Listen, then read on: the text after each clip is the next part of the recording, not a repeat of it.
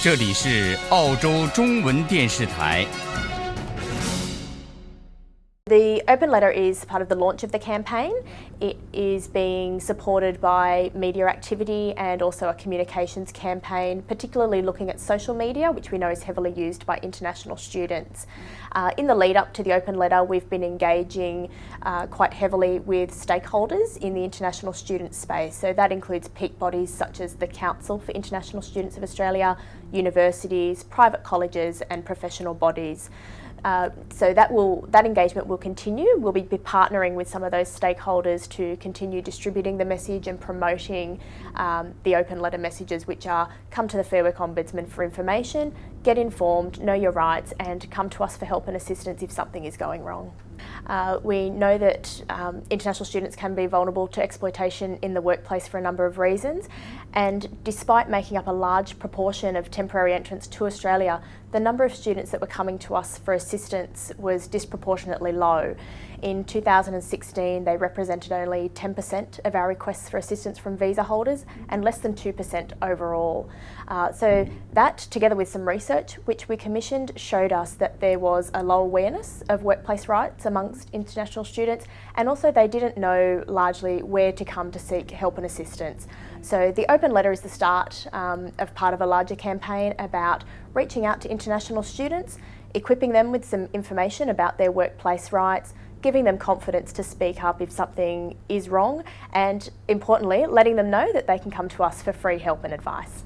The minimum wages apply to everyone working in Australia, and that's one of the real key messages of this strategy, is that international students are entitled to the same workplace rights and terms and conditions as every other worker in Australia. And we want to get that message out to students so that they know that they don't have to accept a lower amount, and in fact it's illegal for their employer to pay them the lower amount. We recognise that it is a difficult situation for many vulnerable workers who are in need of a job. However, we would say that if people come to us for assistance, we can help them. Often employers misunderstand or don't understand their obligations in the workplace as well. They may not be aware of the minimum rates that apply to the work that's being performed in their business. So we can help inform international students and other workers about the rates that apply to their work. We understand that many students may be reluctant to come to us for help for fear of losing their job or fear of their employer taking repercussions against them. The law does offer protections to workers who and protects them from being terminated from their employment for making inquiries about their terms and conditions of employment, and we would encourage students and other workers to speak out if they think they are being underpaid. So we know that some students are reluctant to seek help with workplace issues because they're worried about their visa being cancelled, particularly in cases where they've worked more than the 40 hours a fortnight. We can reassure students that they can come and seek our help without fear of their visa being cancelled.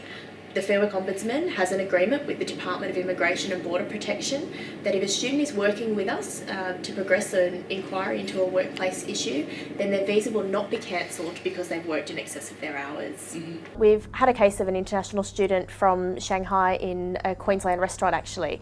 She came to us seeking assistance. She was being underpaid. Her wage rate started at $10 an hour, went up to $13 an hour. Gradually her employer was increasing the number of hours that she was working also. Mm-hmm. When she asked for her hours to be reduced because her university studies were suffering, her employer threatened her with reporting to Department of Immigration and Border Protection because she had been breaching her visa in terms of the number of hours she was working.